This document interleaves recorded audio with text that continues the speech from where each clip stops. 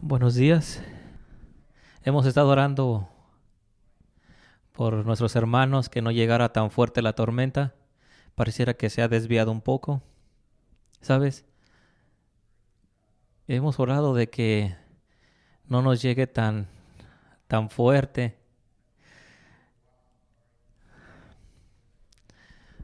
Gracias a Dios que no nos va a impactar tanto. ¿Cuántos de ustedes han ido a estos museos del espacio como la NASA? Y me gusta mucho este tipo de temas y los temas de la luna desde que soy pequeño. Y no sé por qué, pero me encantaba leer acerca de estos temas de la NASA,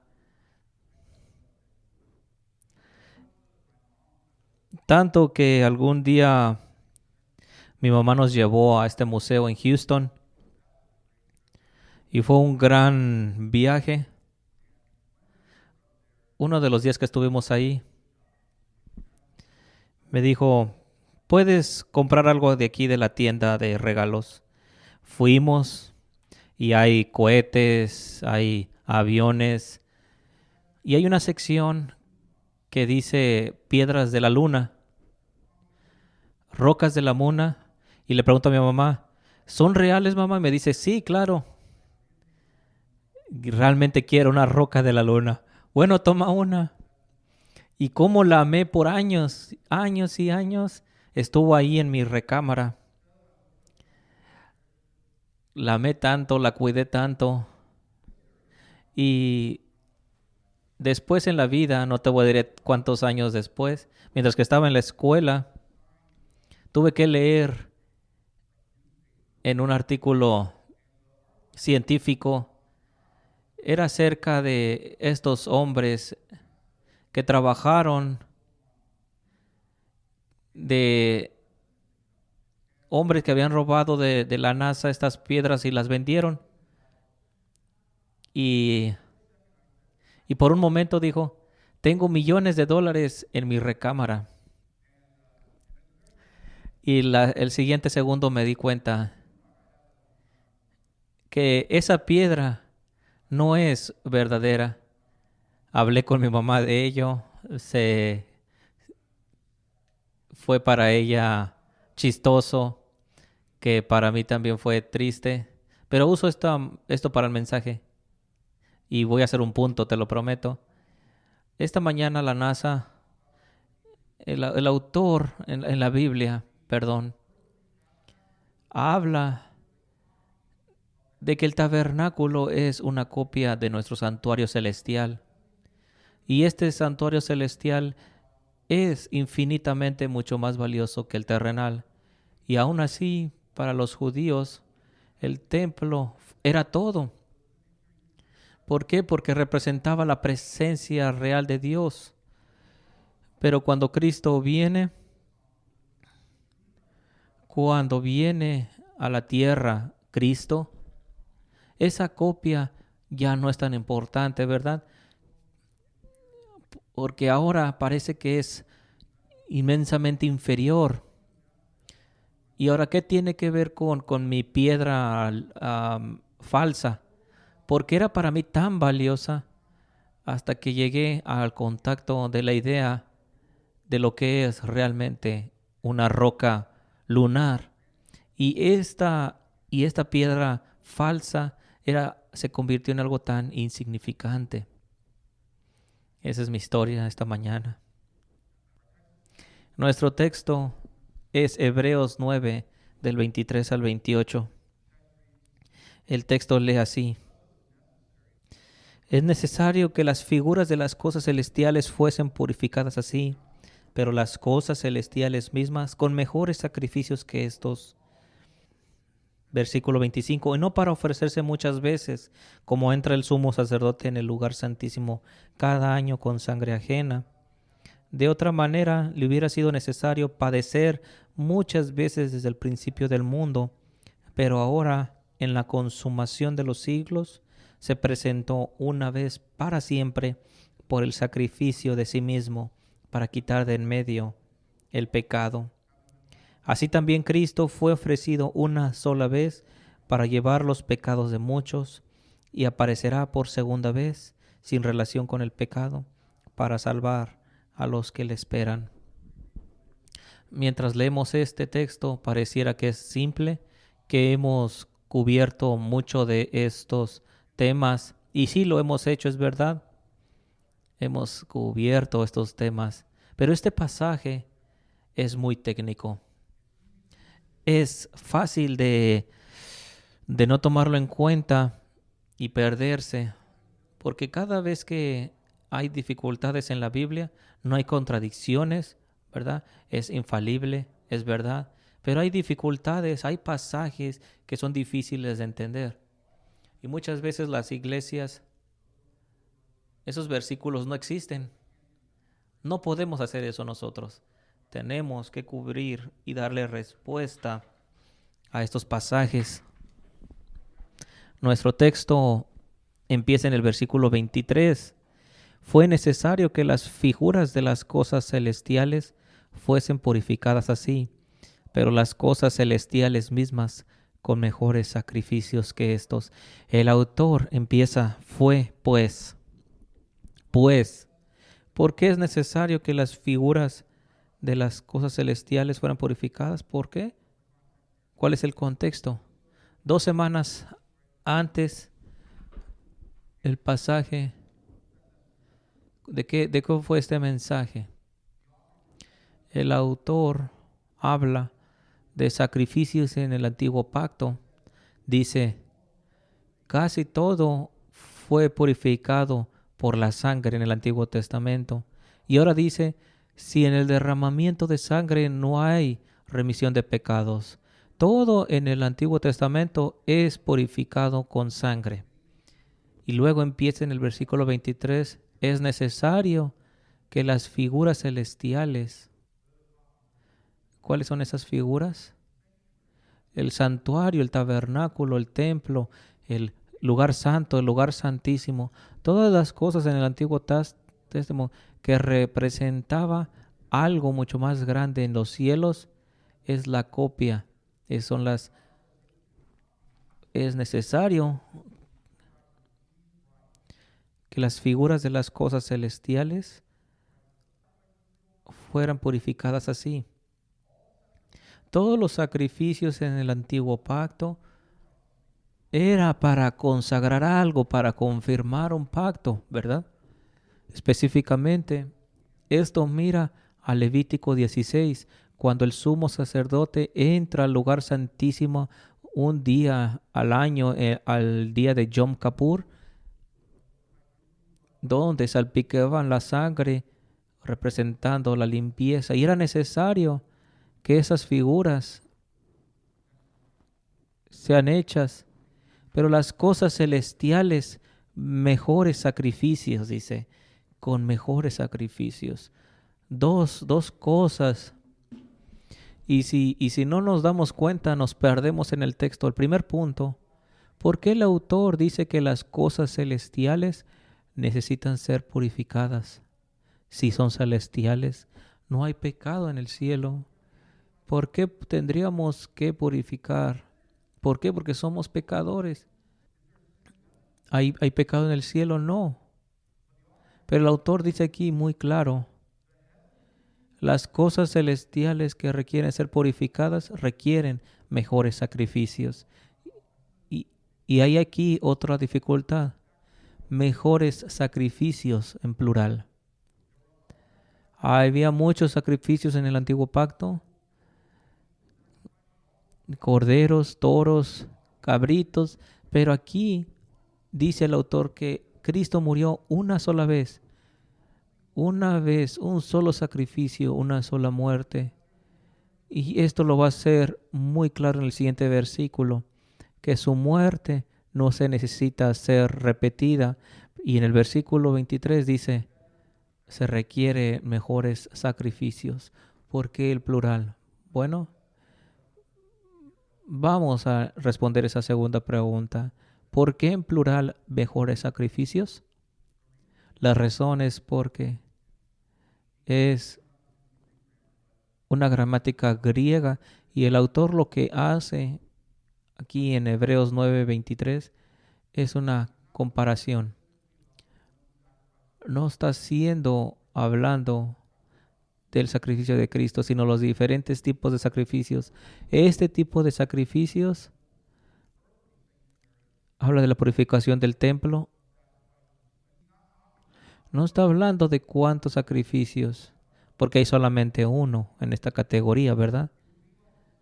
Es como si alguien dijera, haz una distinción y pon todos tus libros azules aquí y tus libros rojos acá. Pongo todos mis libros rojos aquí y todos mis libros azules acá. Solamente hay uno. Solamente hay un sacrificio en esta categoría, pero está haciendo la distinción. Este tipo de sacrificios para cosas terrenales, estos también se requieren en lugares celestiales, pero luego va a clarificar que solamente es uno. No sé si les gustó este ejemplo. Y la segunda pregunta, ¿por qué las cosas celestiales pueden ser purificadas, requieren ser purificadas? Y hay un número de respuestas y muchas de ellas no son buenas. Mucha gente ha dicho, bueno, la razón por que las cosas celestiales requieren ser purificadas es que Dios es tan amoroso que requirió ser ira, pero vemos que su ira es una expresión del amor, ¿no es así, verdad? Desde que Dios es justo y amoroso, tiene que estar airado contra el pecador. Así que no podemos hablar de la ira de Dios como algo negativo. Otra gente dice, bueno, cuando Satanás cayó, ese pecado coexistía en el cielo. ¿Podemos decir que Dios ha habitado en pecado desde la caída? No, ¿verdad? Salmos se dice que Dios no puede habitar en pecado.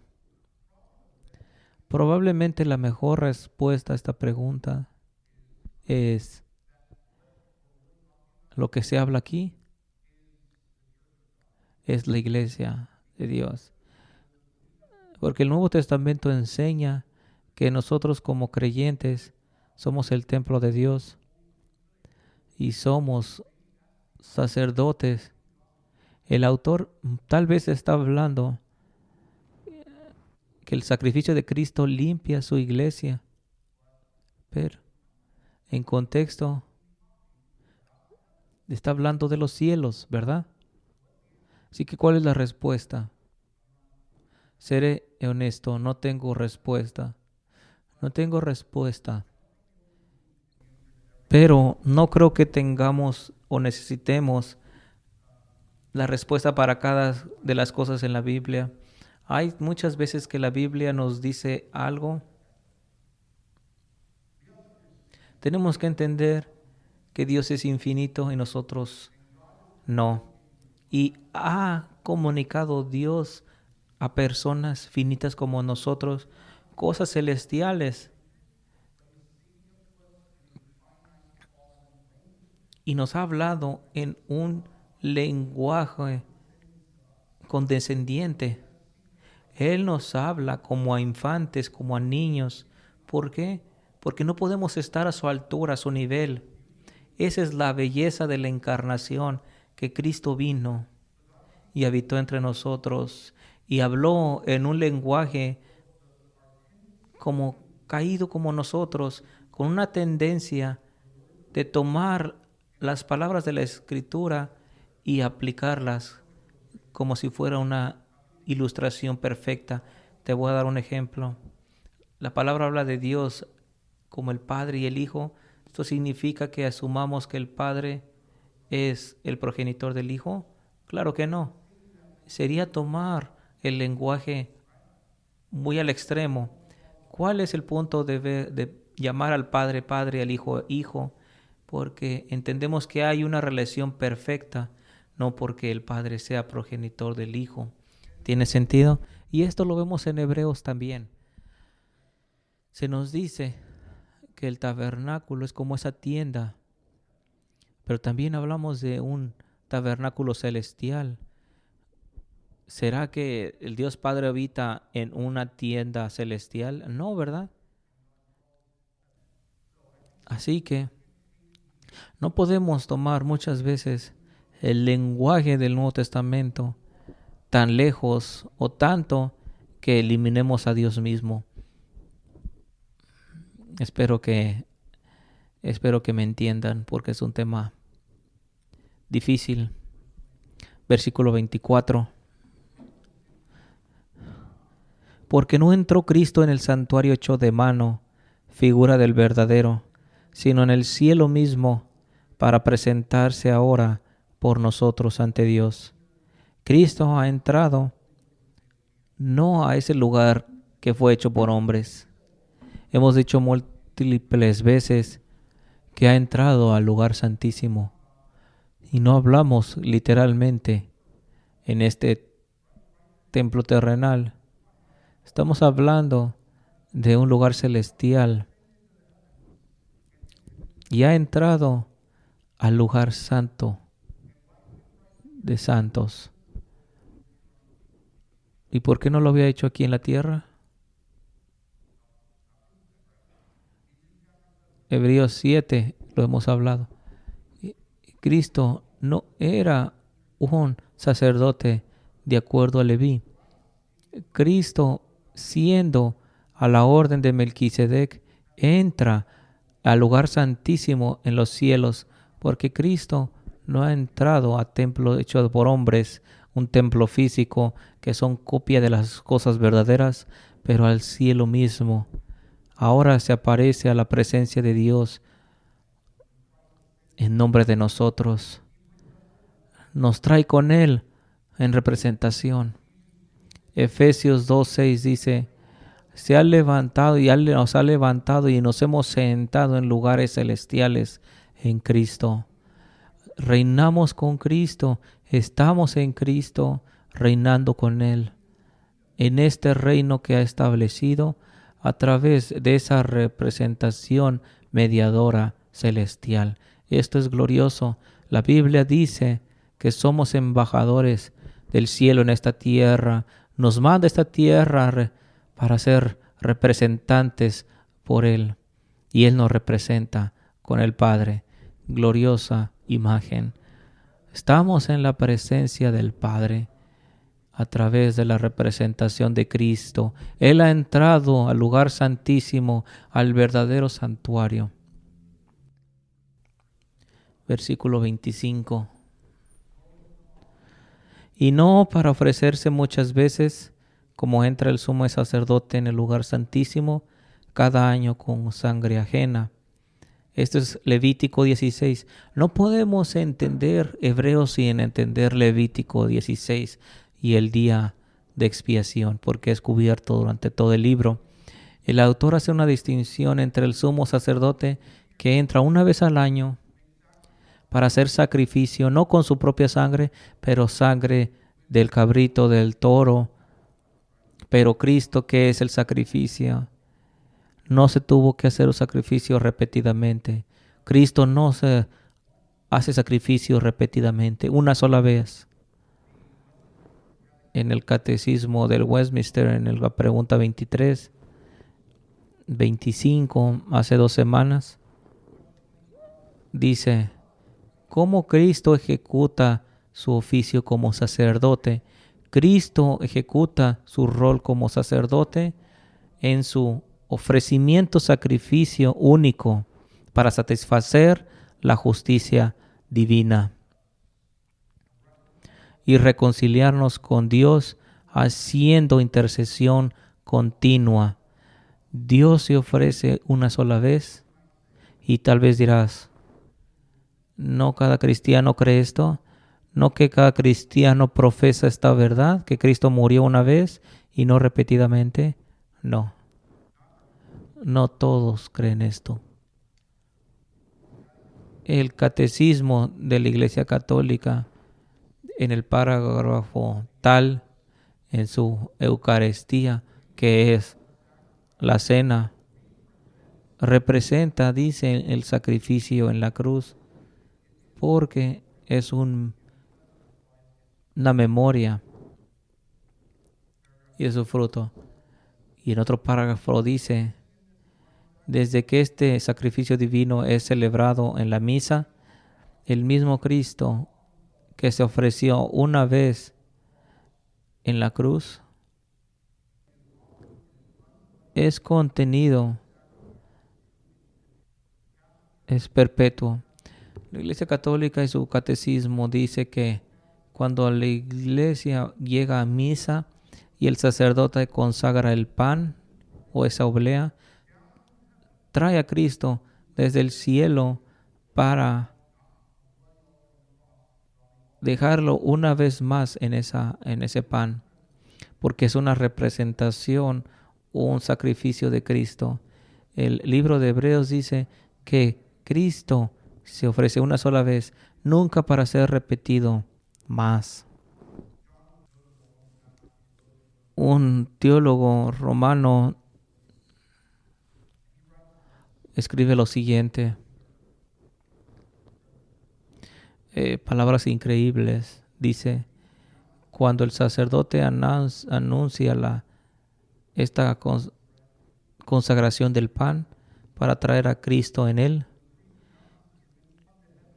levanta y trae a Cristo de su trono y lo pone en este altar para ser víctima una vez más por los pecados del hombre. El sacerdote entonces trae del cielo y lo monta en este altar como una vez más víctima por los pecados, no una sola vez, sino muchas veces. El sacerdote dice que el Dios omnipotente es humillado una vez más. Pero se nos da un privilegio de ser llamados embajadores aquí en la tierra. Se nos enseña que somos fieles con la autoridad de Cristo.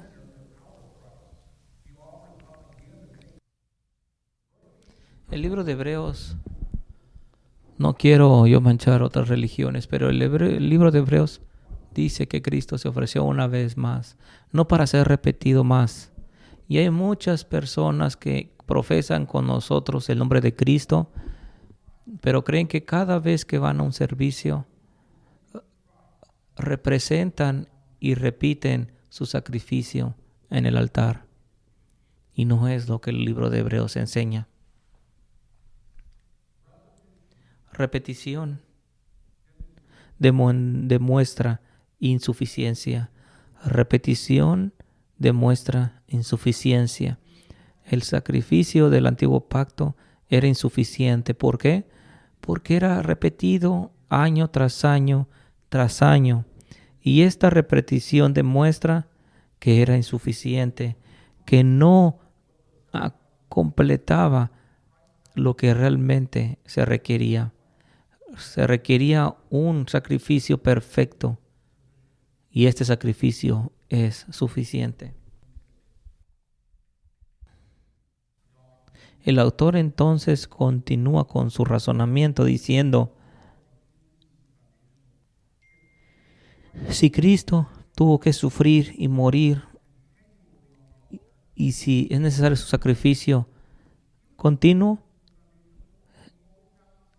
tuviera que sufrir desde la fundación del mundo. Pero la belleza del sacrificio de Cristo es que es efectivo y que nos trae en comunión con el Padre. Finalmente, los sacrificios nunca podían hacer esto. Porque es imposible que esta sangre quite el pecado. Del versículo 26, el tiempo dice, pero ahora en la consumación de los siglos es cuando Cristo se ofrece. Y esto es esencial.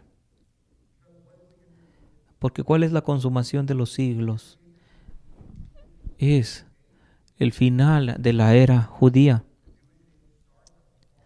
Empieza con la caída del hombre y termina con la destrucción del templo. Y es muy claro que el autor dice: Jesús vino para hacer ese sacrificio al final, la consumación de los siglos. Y ahora empieza el tiempo del cristiano. Y esto muchos no lo creen. Y esto es vital. Es vital, imposible entender el Nuevo Testamento sin este punto. Un gran pasaje es 1 Corintios capítulo 10. Y léelo, por favor. No tengamos tiempo ahorita. Pero es Pablo hablando del Antiguo Testamento. Hablando del Éxodo. Nosotros fuimos bautizados con nuestros padres a través de Moisés. Bebimos de la misma bebida espiritual, comida espiritual. Y Pablo dice en 1 Corintios, todo lo que pasó en el Antiguo Testamento fue para nuestra instrucción. Pablo y los apóstoles vivían en la consumación de los siglos.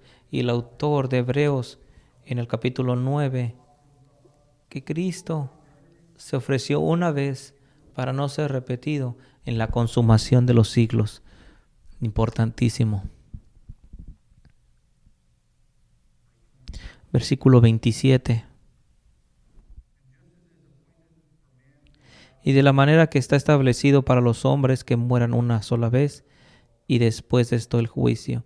Este versículo llega mucho cuando hablamos con gente que cree en la reencarnación, filosofías. Recuerdo unirme a un club de libros y llegué y todo lo que querían hablar es hablar de la reencarnación. No era hablar de filosofía, sino hablar del Oriente y sus creencias. Estaría sorprendido de qué tan seguido y cuánta gente cree en esto, que dicen que creen en Cristo y aún creen en conceptos absurdos como la reencarnación. Si hablas con ellos, este es un pasaje importantísimo que entender, porque es designado un día para todos los hombres morir. No hay reencarnación. Una vez que morimos, ¿qué viene? El juicio. El hombre muera una vez. El hombre no vive y no se convierte en una cucaracha cuando muere o en un ave. La Biblia es clara. El hombre muere una vez. Y esto es un pasaje tremendo cuando la gente habla de reencarnación. Y después de esto, juicio. Un juicio. No hay segundas oportunidades después de la muerte. Hay una muerte y después de esto, el juicio. Pero también es importante ver que el texto encaja exactamente en esto que estamos hablando. El autor está usando el argumento de que Cristo murió una vez. Cristo se ofreció una vez. ¿Y su argumento cuál es? Ese es el caso porque el hombre muere una vez nada más. No muere varias veces. Es 100% hombre. Lo hablamos en la escuela dominical. Jesucristo es 100% hombre y también murió una vez. Significativo. En el versículo 28. Así también Cristo fue ofrecido una vez para llevar los pecados de muchos y apareceré por segunda vez para salvar a los que le esperan. Si has estado con nosotros en Hebreos, repite mucho el Antiguo Testamento y hay muchos pasajes. Salmo 110 y tantos pasajes. Pero no ha citado una profecía tan grande en el Antiguo. El autor de Hebreos habla como Cristo ha venido y es el cumplimiento de todas estas sombras, es el sacrificio perfecto. ¿A qué versículo irías para probar esto? Isaías 53, ¿verdad? Este siervo fiel que es transgredido. Isaías 53, 12. Isaías 53, 12.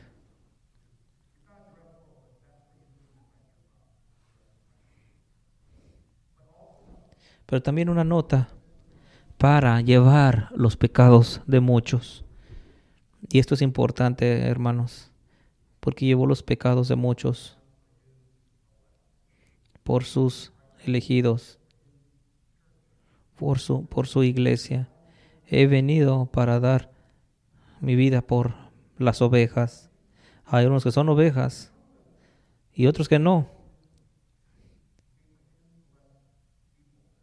Vino por sus elegidos. Cristo vino para sufrir, no en vano,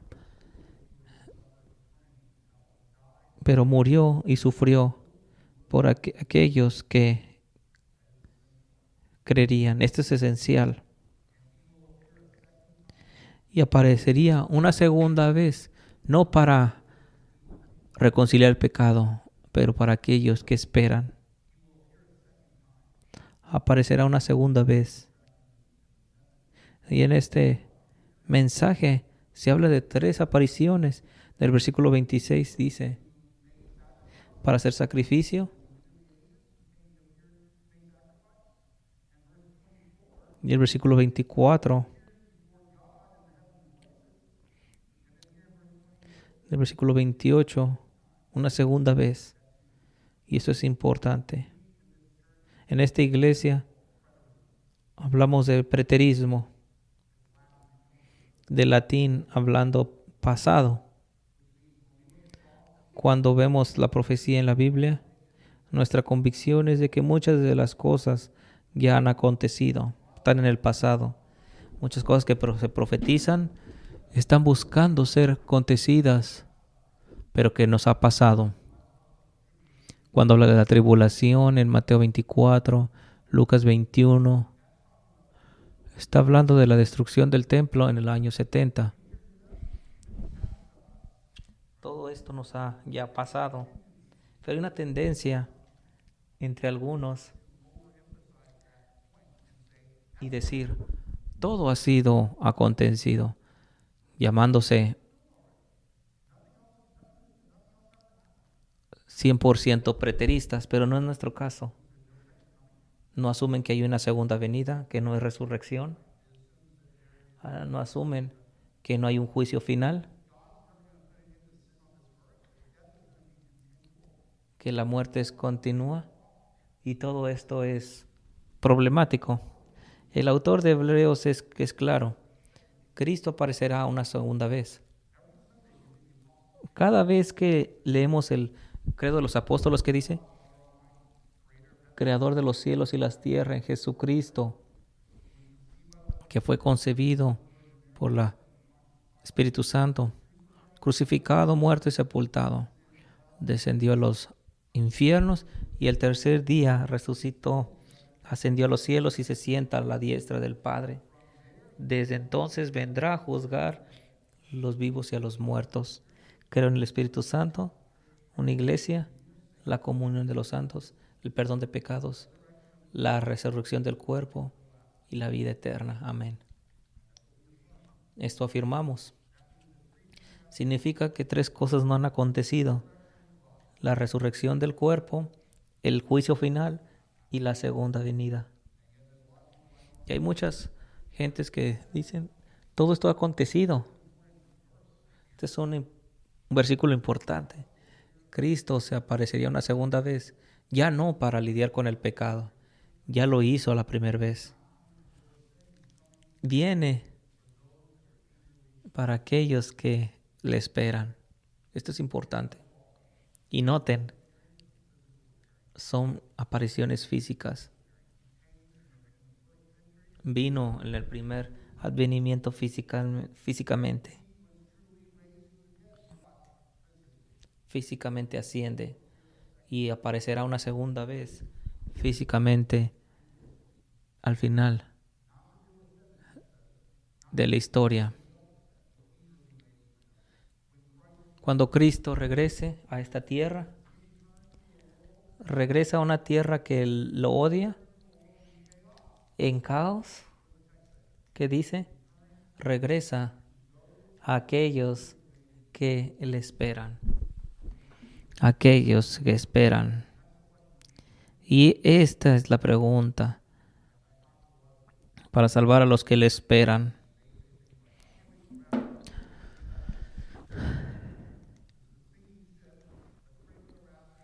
Oremos por el rapto. Ya estamos hartos de este mundo, pero no es una buena actitud. Oramos con Jesús en Juan, que no me tomes pero me protejas del malvado. Esa es nuestra oración. No nos quites. Queremos servirte, queremos ser vasos, que tu reino crezca. La Biblia enseña que somos sus herramientas, nos usa y eso lo queremos. Oramos que nos use y que seamos influencia en todo lugar. Hay mucho trabajo que hacer, sí. Estamos para establecer su reino y al mismo tiempo esperamos en él. No olvidemos eso.